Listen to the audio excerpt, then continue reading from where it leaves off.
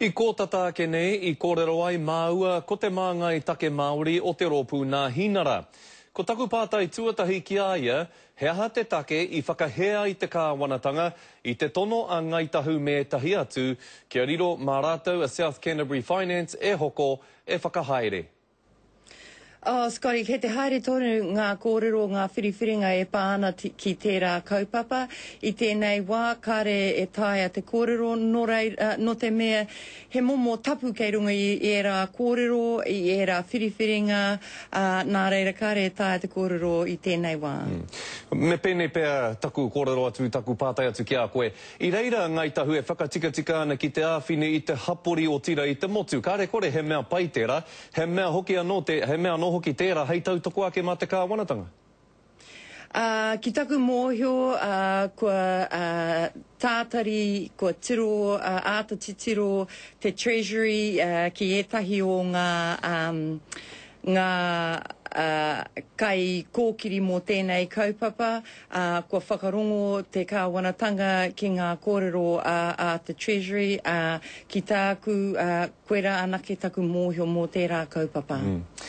Nā, ko te pere taku tau moana, kei ngā ngutu o te marea anō tēnei o ngā pere, kei te tautoko koe I te hia o te Rōpū Tōrangapū Act kia kaua te Māori e tono utu mo te haere a te marea ki te taku tau moana? Ki tā te minita kia Chris Finnison, kei te māramara wātu te kōrero kei roto I te pere, kei te wātea ngā takutai moana mō ngā tāngata katoa te haere atu, engari mehe mea kāre I te tino mārama, kei te kua ki Chris Finnison, kei te kataia ia te titiro ki tētahi tāpiri tangapire Act. E mohi ana koe ki etahi iwi e pīrangi utu ana mo te haere a te maria ki te taku tai moana? Mai rāno, ko taku rongo ki ngā iwi katoa e whakai ana rātou kei te wātea mo te marea. Te kia te Rōpū Tōrangapū Māori, he kaikiri, he whakawehewehe tēnei nā te Rōpū Act. Kei te tautoko koe I tērā whakatau a rātou?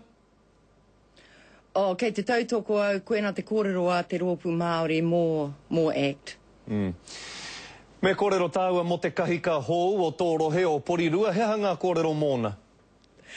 Tino pai ki au, ko tō mātou koromatua hau, ko Nick Leggett, toru te kau mā tahi ona tau, koia pēr te hahakari, koia te rangatahi o ngā koromatua katoa o Aotearoa.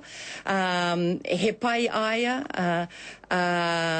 ko taku tūmanako, ko tona hoa haere, tērā pēr ko tētahi o ngā wahine Māori, ko eke ki rungi te kaunihera, engari kei te tatari tonu mātou mō tērā whakaritenga.